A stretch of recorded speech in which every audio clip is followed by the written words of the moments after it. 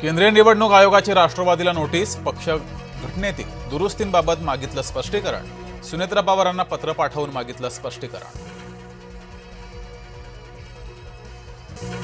राष्ट्रीय स्वयंसेवक संघाकडून तरुणाईशी संवादाचा प्रयत्न. सरसंघचालक मोहन भागवत तरुणाईशी संवाद साधणार. मवियाचा राष्ट्रीय स्वयंसेवक संघावर हल्लाबोल. लाठ्या चालवण्याआधी संवाद का साधला नाही, मवियाचा सवाल.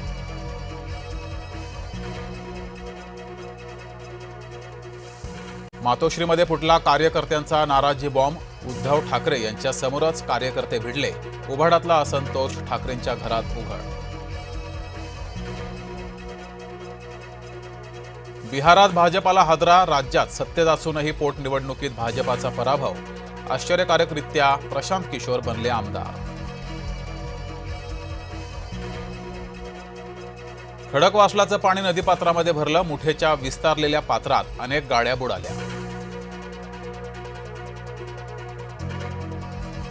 भुजबळ चिडले, फलक उतरवले. राजकारणाची ही वेळ नाही, भुजबळांचा कार्यकर्त्यांना इशारा. नाशिकच्या पालकमंत्रीपदाचा वाद मुख्यमंत्रीच सोडवतील. भुजबळ समर्थकांना महाजनांचा टोला. अमरावतीमध्ये फलकवाद. भाजपा नेत्यांचे फलक हटवल्यानं कार्यकर्त्यांचा ठिय्या.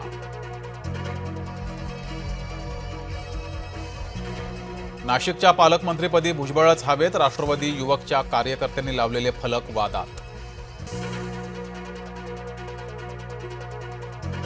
गिरीश महाजन खराब रस्त्यांची नितीन गडकरींकडे तक्रार करणार. जळगावच्या पाळधीजवळ उड्डाणपुलाचा भराव खचला. गिरीश महाजन ठेकेदारावर संतापले. खड्ड्यांविरोधात ठाणे मनसेचं आंदोलन. मनसैनिकांनी खड्ड्यात लावली झाडे.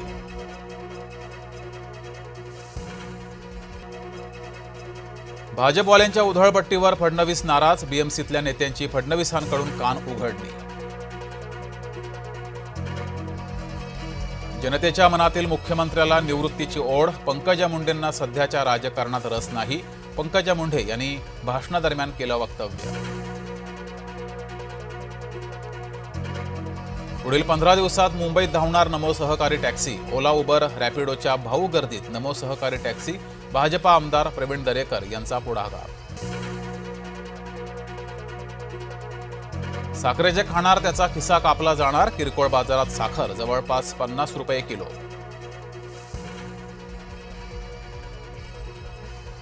महिला कुस्तीपटूंचे आरोप खोटे ठरले. भाजपा नेता बृजभूषण सिंह न्यायालयाकडून निर्दोष घोषित. महाराष्ट्रामध्ये पेपर फोड्यांचा डाव फसला. राज्य शिक्षक पात्रता चाचणीचा पेपर फोडायची होती तयारी. मुख्य आरोपी बिजेंद्र गुप्ताच्या चौकशीत धक्कादायक खुलासे.